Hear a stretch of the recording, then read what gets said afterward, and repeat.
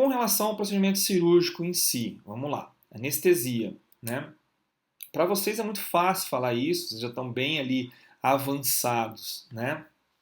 Mas quando a gente pensa no terceiro molar inferior, eu preciso fazer o bloqueio dos três principais nervos inferiores, né? Do alveolar inferior, do lingual e do bucal, ok? São ramos do nervo mandibular que vão fazer a inervação de toda a região. O alveolar inferior inerva o dente em si, polpa dentária do meu terceiro molar, o lingual, porção lingual, e o bucal, porção vestibular desse dente. Então eu tenho que necessariamente pegar esses três ramos na minha anestesia. Né? Se um deles não tiver uma eficácia de anestesia, o paciente vai sentir dor. Tá? Vai sentir dor. Então eu tenho que pegar os três. Eu posso fazer uma complementação do nervo bucal por vestibular entre segundo e terceiro molar. Isso aqui a gente acaba ensinando vocês em clínica mesmo. Difícil falar aqui, mas é como se fosse uma infiltrativa na região vestibular. Tá? Isso ajuda muito, porque nós pegamos os ramos terminais do nervo bucal dessa região e ajuda muito na anestesia. Tá? E eu posso fazer também uma infiltração na região da incisão como forma de anestesia e como forma também de hemostasia, porque o nosso anestésico ele tem vasoconstrictor e nessa região não vai haver sangramento abundante, ok? Terceiro molar superior, eu preciso fazer o bloqueio dos nervos alveolar superior posterior e palatino maior. Basta, né? Basta. Porque o alveolar superior posterior, além de pegar dente, polpa, ele pega também toda a região vestibular do meu terceiro superior. E aí depois eu faço o palatino maior e também posso fazer uma infiltração na região da incisão. Isso para vocês é muito tranquilo, eu sei disso, é só uma revisão mesmo. Incisão, né? Bom, eu preciso lembrar dos princípios de retalho quando eu vou fazer minha incisão, que vocês já devem lembrar isso aí lá do ano passado, né? Da cirurgia 1. Eu tenho que ter uma base ampla, a minha lâmina tem que incisar firmemente, eu tenho que ter um retalho mucoperiosteal, então eu tenho que incisar tanto mucosa como periósteo. Eu só consigo fazer isso quando eu coloco firmeza na minha lâmina. Né? Se eu tiver medo de incisar, eu só vou incisar mucosa, não vou incisar periósteo, e é aquela situação onde você não consegue descolar. Né? Por que é muito difícil descolar a região de terceiro molar ali retido? Porque não incisou o periósteo. Não é para ser difícil, na verdade, né? Eu tenho que planejar sobre um osso sadio e eu tenho que preservar estruturas anatômicas. Então, são as bases do retalho, os princípios de retalho, tá, gente? Como é que chama a incisão que nós utilizamos para o terceiro molar inferior?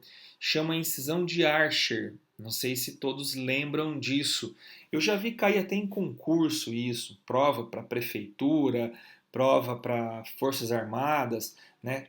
Cai isso. Como se chama a incisão para dentes retidos, para terceiros molares inferiores? É essa incisão de Archer aqui, ó, que ela inicia sobre o rebordo. Aqui está um detalhe, aqui está o ponto, ó, mais para vestibular. Vou mostrar depois na imagem. Eu levo até a distal do meu segundo, intrasulcular no meu segundo e faço uma relaxante no primeiro, entre o primeiro e segundo molar. Então vamos lá, como é que é isso? Ó? Então a incisão de Archer, ela é no ramo, tá? Então eu começo aqui em cima, ó. Começo aqui em cima e venho até a distal do meu segundo, ok? Mas não é paralingual, é sempre para vestibular, ó. Eu tenho que vestibularizar. Olhando aqui, eu não tenho essa noção, né? Ó. Olhando aqui, eu falo, incisa na distal. Só que sempre para mesial, nunca lingualizando. Por quê? Porque cerca de 6 a 8 milímetros da minha crista óssea lingual, eu tenho nervo lingual. Tá? Então, se eu fizer essa incisão paralingual, eu posso pegar o nervo lingual. Ok? O pessoal está perguntando aqui se é preciso mandar oi no chat do ambiente online. É, Depois a gente poderia até ir para lá, né? Fazer a nossa discussão, o nosso bate-papo. É interessante que fique registrado lá, tá? É interessante que fique registrado lá, sim. Depois a gente migra para lá. Até para não ficar muito longo a aula do Zoom aqui, tá bom, gente? Então, acabando aqui, nós vamos lá para o ambiente online, para o chat, né? E a gente faz a discussão lá, né? Então, é legal ficar registrado lá, sim, tá bom?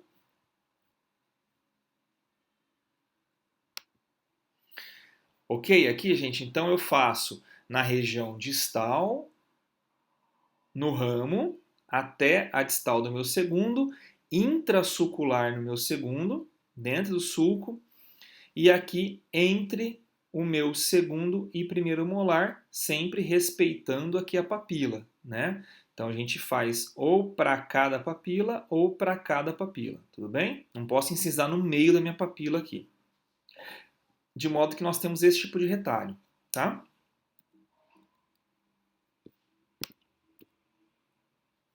Existem variações, né? Eu posso não precisar fazer essa relaxante aqui, ó. Tudo bem, né? É um dente que não está muito baixo, eu quero ser mais conservador e não quero fazer essa incisão aqui, ó. Tudo bem. Fica o envelope aqui. Então, eu só vou fazer aqui atrás, mais para vestibular, intrasucular aqui. Posso até fazer intrasucular no primeiro, ó. Faço intrasucular no primeiro, mas não relaxo aqui, ó. Pode ser. Vai diminuir bastante a sua visibilidade, tá? Vai diminuir bastante a sua visibilidade, mas pode fazer também, tá? E aqui, só para ficar justificado, o motivo pelo qual nós não devemos levar essa incisão aqui da distal para a região lingual, ó. 6 a 8 milímetros da crista óssea, eu tenho o meu nervo lingual, ok? O nervo lingual, ele passa aqui, então tem que tomar muito cuidado na minha incisão, tem que tomar muito cuidado em afastar esses retalhos aqui, tem que tomar muito cuidado em fazer osteotomias, ostectomias, né, remoção de osso. Por isso que eu falei para vocês lá no começo da aula que a gente não remove osso por lingual nunca, tá? Nunca que eu vou pegar e vou desgastar esse osso aqui. É sempre esse osso da vestibular que eu vou desgastar, né? Quando eu vou fazer a minha odontosecção, que nós vamos mostrar daqui a pouco, vou cortar o meu dente no meio, eventualmente se for necessário, eu não posso chegar até o final, né? Eu só faço 2/3 do dente, o restante a gente faz a clivagem com extratores, por quê? Porque se eu levo até o final a minha odontosecção, eu posso perder a noção aqui e cortar o meu nervo lingual. Né? A gente sabe que o nervo lingual, além de trazer a sensibilidade sensitiva, né, para os 2/3 anteriores, para o terço anterior da língua, ele caminha junto com o córda do tímpano. E o córda do tímpano, ele traz a sensibilidade gustatória do terço anterior da língua.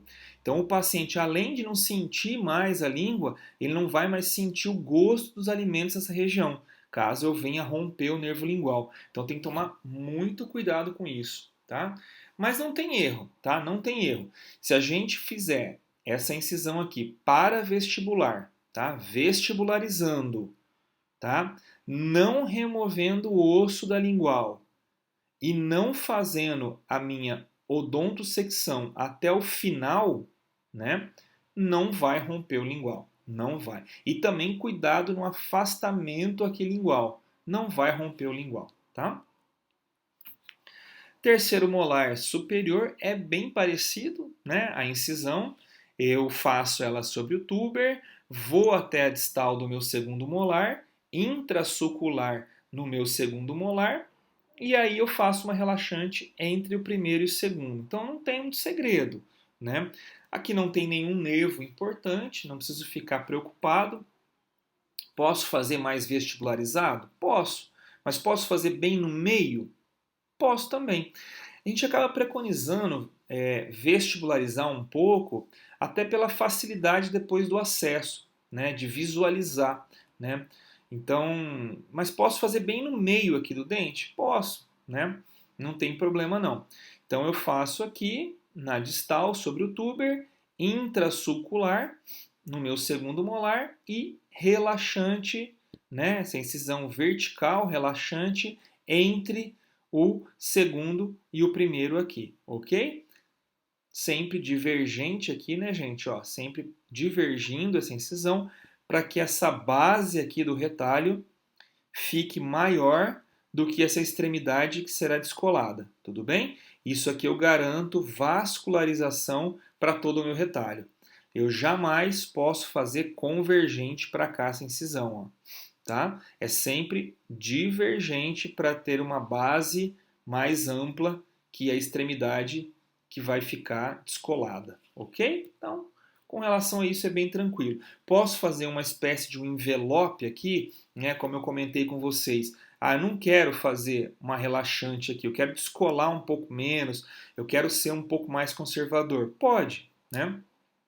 Então a gente faz aqui a incisão no tuber, na distal do segundo, e podemos fazer ali intrasulcular no segundo e no primeiro e descolar. Vai limitar bastante a visualização do acesso. Mas se é um dente que não está muito para cima, eu consigo tirar sem fazer essa relaxante, tudo bem? Ostectomia, né? O termo ostectomia, remoção de osso, né? Eu vou remover o osso. É comumente dito como canaleta. Às vezes o professor vai chegar para vocês e vai falar assim: olha, faz uma canaleta para remover esse dente. Né? O que é uma canaleta? Né? É uma remoção de osso, é uma ostectomia.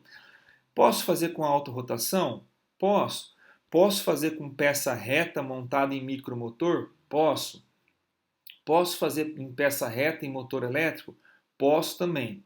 Utilizo brocas esféricas, 6 ou 8, ou posso utilizar brocas troncocônicas, 702 ou 703?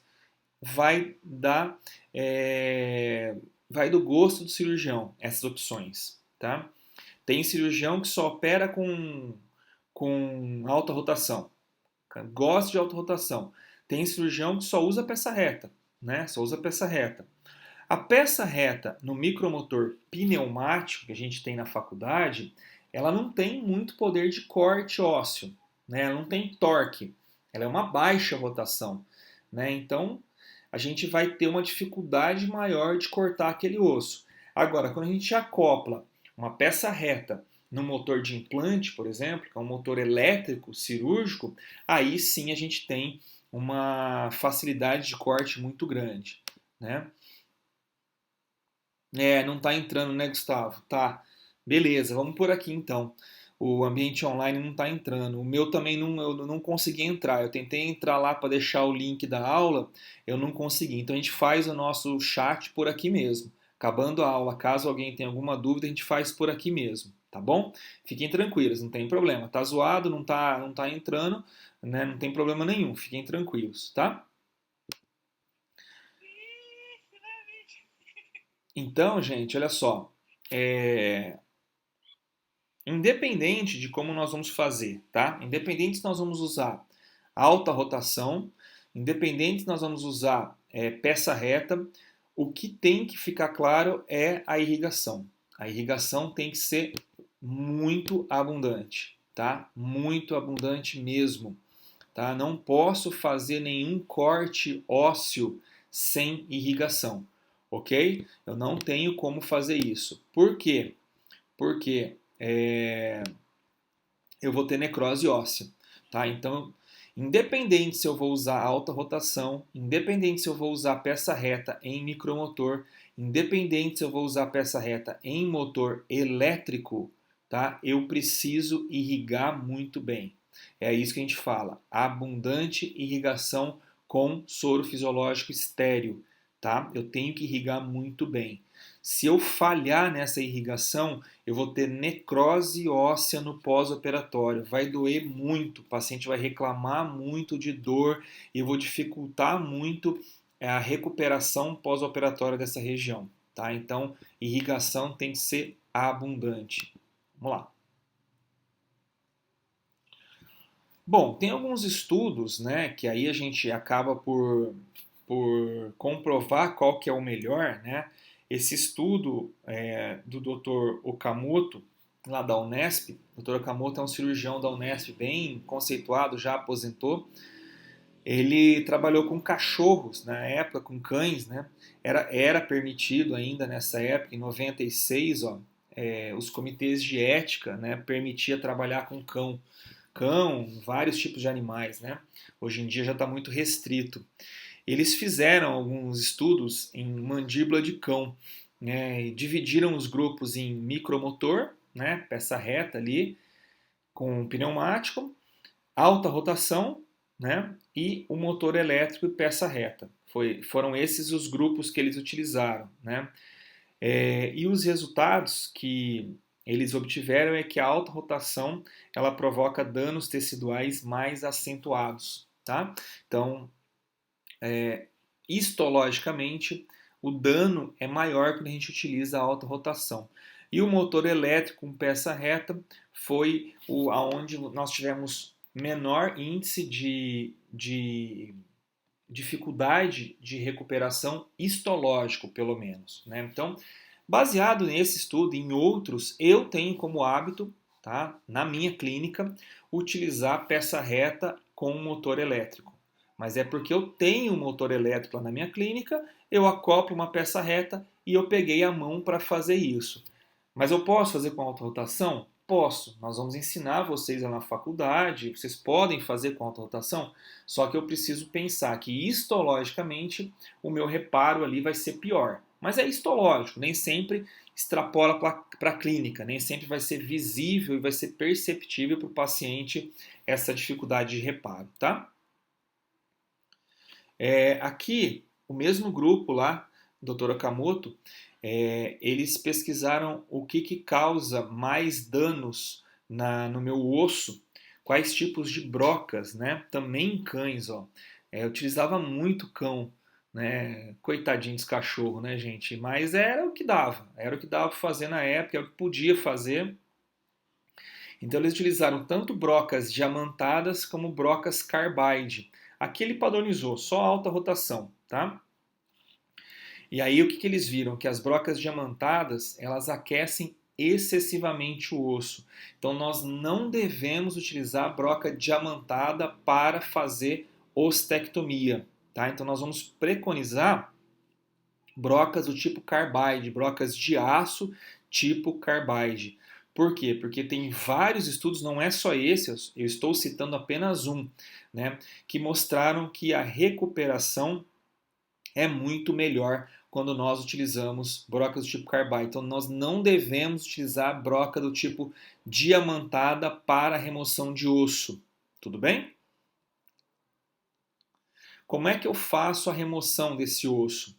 Terceiro molar inferior, né? Eu faço no sentido vestíbulo distal. A minha ostectomia no terceiro molar inferior é vestíbulo distal. Olha só, vestibular e distal, tá? No inferior. Nunca na lingual. Jamais na lingual. Jamais, tá? Vestíbulo distal. Olha lá.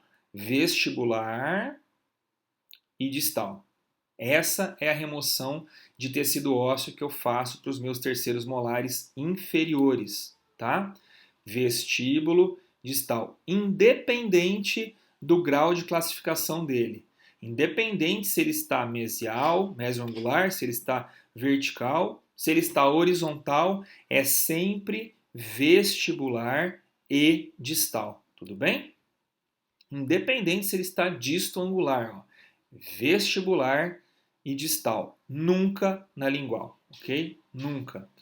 No terceiro superior, muda um pouco, né? Eu não preciso me preocupar em remover o osso na distal, porque eu não tenho nada na distal. Então eu faço vestíbulo mesial, tá? Por que eu tenho que fazer mesial na região do terceiro superior? Para ter apoio aqui, ó, para o extrator conseguir fazer a sua função e remover esse dente, ok? Então é vestíbulo mesial no superior. E aqui que muitas vezes está a dificuldade. Eu tenho um pouco de dificuldade aqui pela proximidade com o segundo molar, né? Então tem que tomar muito cuidado aqui, então por isso que eu tenho que tirar o osso, porque eu não consigo visualizar muito bem essa região. Então tem que ter bastante parcimônia aqui, e eu removo tanto o osso na vestibular como na mesial, não preciso me preocupar com a distal, tá?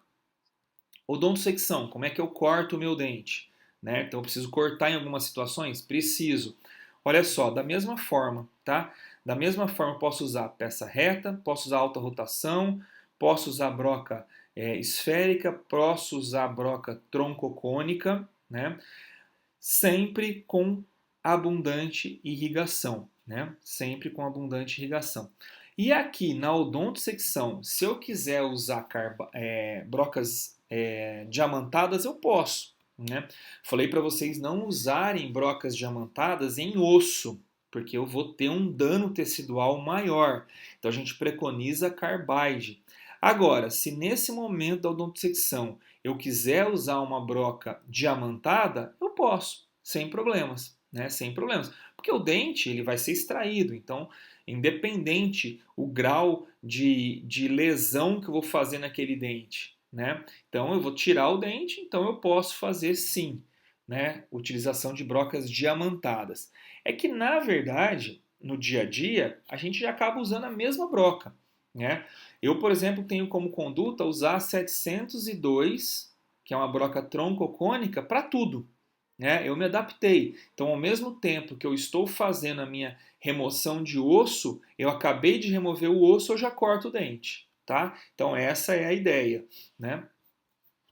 E sempre 2/3 do meu dente. Comentei para vocês, ó. Nunca eu faço a odontosecção do dente por completo. Sempre 2/3 do meu dente e depois eu finalizo com o extrator reto ou apical, tá? Olha lá, odontosecção. Então, eu tenho que tirar uma parte desse dente para conseguir remover ele. Então, nesse caso aqui, ó, foi optado por fazer uma odontosecção nessa região aqui, tirar a região distal para que esse dente conseguisse rodar para cá.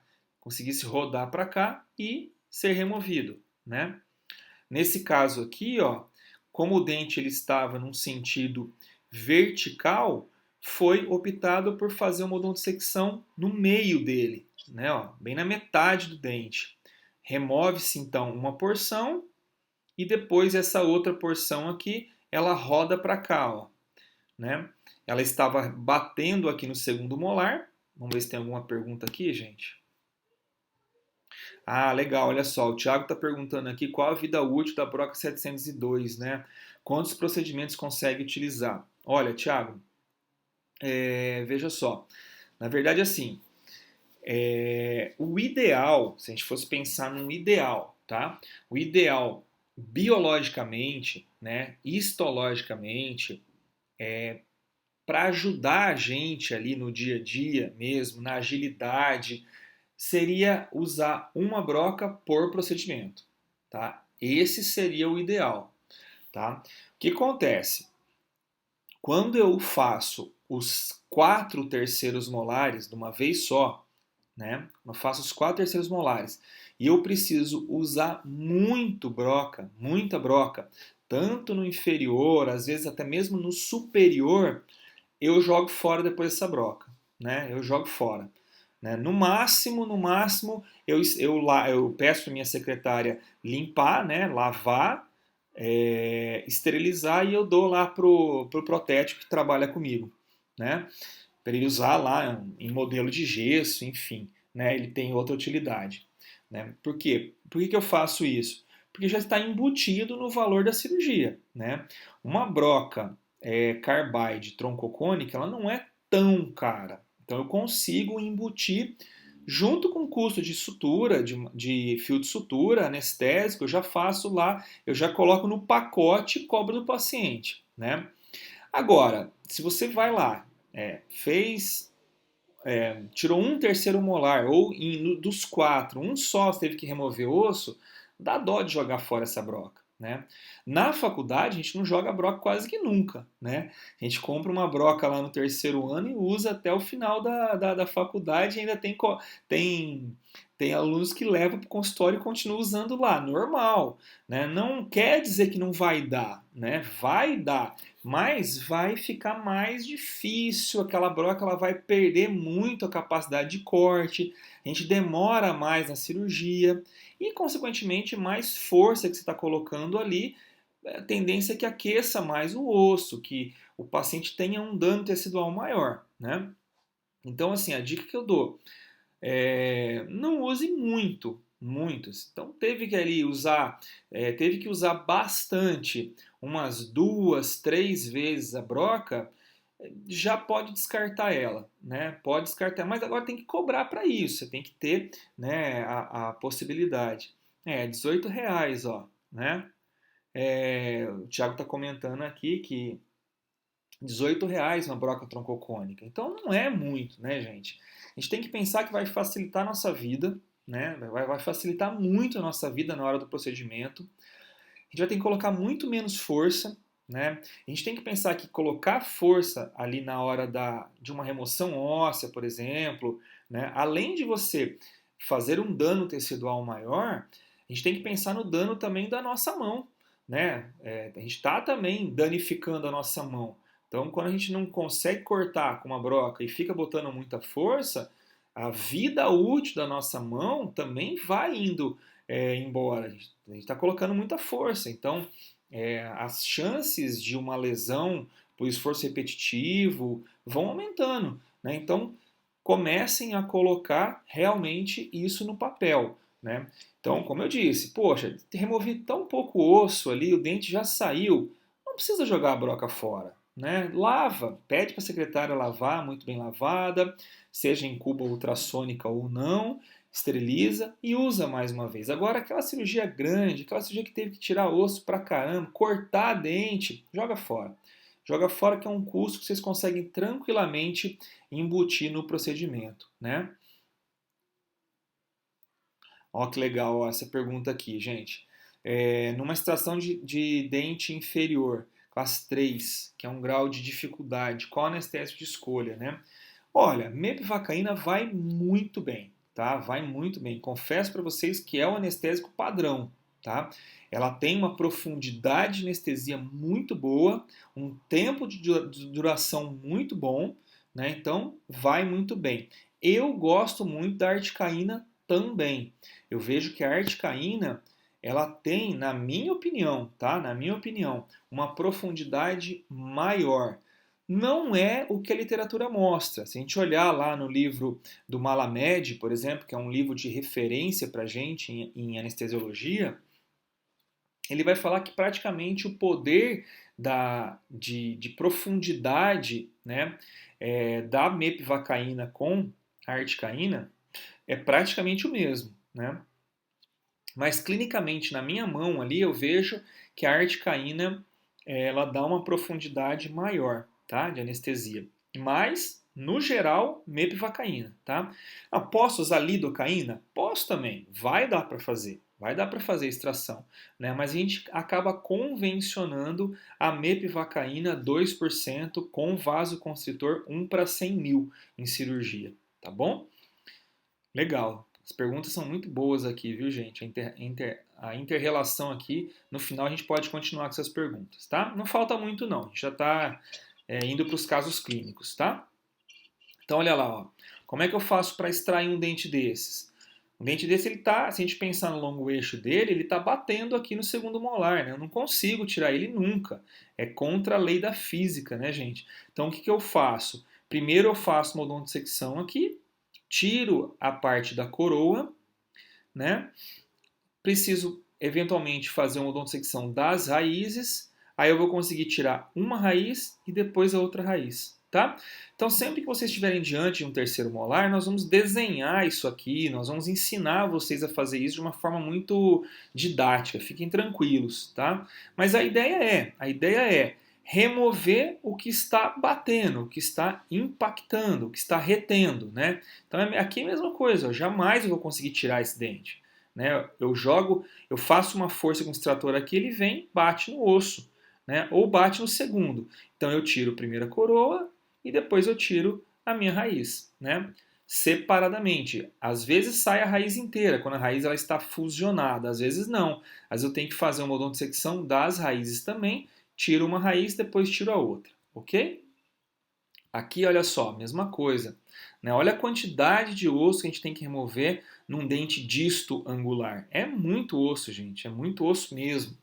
Então, mesmo tirando esse monte de osso aqui, ele não vai vir, porque ele vai bater aqui no ramo, ó. Né? O ramo vai até lá em cima. Não posso ficar tirando também tanto osso aqui no ramo.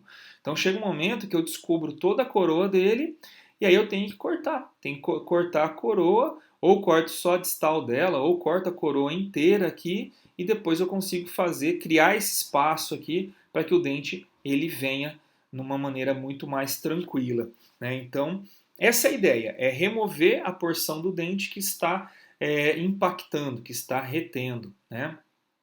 Olha aqui, ó, naquele caso de disto, onde não cortou toda a coroa, cortou só essa porção distal e aí esse dente ele consegue subir, né? Tudo bem até aqui, gente? Depois a gente pode discutir um pouco sobre isso, tá? Removo o meu dente, né? Como é que eu faço a remoção do meu dente pós remoção óssea e eventualmente pós odontosecção? Por meio de extratores, né? Sempre eu tenho que tomar cuidado com o segundo molar, excepcionalmente se esse segundo molar está numa situação de fragilidade, né? Quando que o segundo molar ele está numa situação de fragilidade? Quando eu tenho uma raiz cônica, quando eu tenho uma restauração extensa, quando eu tenho prótese, né? Jamais, jamais, eu já não posso colocar apoio nele. Essa que é a verdade, né? Eu não posso colocar apoio no segundo molar, não é indicado. Mas, em especial, quando eu estou diante dessas situações, eu jamais posso nem mesmo ali tocar no meu segundo molar, né? Porque se eu tenho uma raiz cônica, eu posso luxar o segundo molar. Se eu tenho uma restauração extensa, eu posso quebrar essa restauração extensa. Se eu tenho uma prótese, eu posso descolar essa prótese, eventualmente até gerar uma fratura radicular por conta disso, né? Então o apoio tem que ser somente ósseo, na própria canaleta, na própria ostectomia que eu fiz, tá? De modo geral, eu não posso colocar forças excessivas. Mostrei para vocês lá no início da aula aquele caso do colega que foi extrair um terceiro molar e botou muita força. Então, ou ele teve preguiça de remover o osso, ou ele não sabia mesmo remover o osso. Essa que é a verdade. Então, de duas uma, né? Então, ou ele não sabia técnica cirúrgica e achou que ele estava fazendo uma exodontia convencional, ou ele teve preguiça. Falar, não, remover o osso, não, eu vou fazer uma força aqui que sai esse dente. Quebra a mandíbula, pode acontecer. Busca apoio adequado sempre e uma força na direção adequada, né? Então, analisando sempre aonde o dente ele está batendo, removo aquela retenção, fazendo odontosecção, fazendo ostectomia e ele vai querer sair sempre no seu longo eixo, né? Então, o sentido da força que eu tenho que aplicar para o dente sair é sempre no longo eixo desse dente, ok? Faço um debridamento da ferida, né? Então preciso sempre, depois que eu tiro o dente, remover espículas ósseas, irregularidades ósseas. Posso utilizar uma lima para osso. Tenho que remover o folículo pericoronário, tá? O folículo que envolve ali o dente. Não posso deixar na região. Existem estudos de transformação cística desse folículo que ficou ali na região, né? Então é raro, mas pode acontecer. Irrigo muito, eu tenho que irrigar muito, por quê? Porque pode ter ficado fragmento de osso nesse alvéolo, pode ter ficado pedaços de cálculos dentários que estavam ali eventualmente na distal do segundo molar, que cai dentro do alvéolo, restos de folículo, tudo isso pode propiciar uma alveolite. Então tem que irrigar muito o meu alvéolo para depois partir para a sutura. Tá? Então, analisando aqui, a gente sempre faz o primeiro ponto na papila, né? Aqui, depois eu faço na relaxante e por final eu faço aqui. Tudo isso para não faltar tecido nessa região. Então, quando eu começo minha sutura por aqui, eu posso puxar esse retalho para cá e depois quando eu venho suturar aqui, eu não tenho tecido suficiente. Tá? Eu tenho que ter essa sutura aqui muito bem estabelecida. Então, primeiro eu faço aqui, volto a minha papila em posição, suturo a minha relaxante e por final eu vou lá atrás. Ok, gente?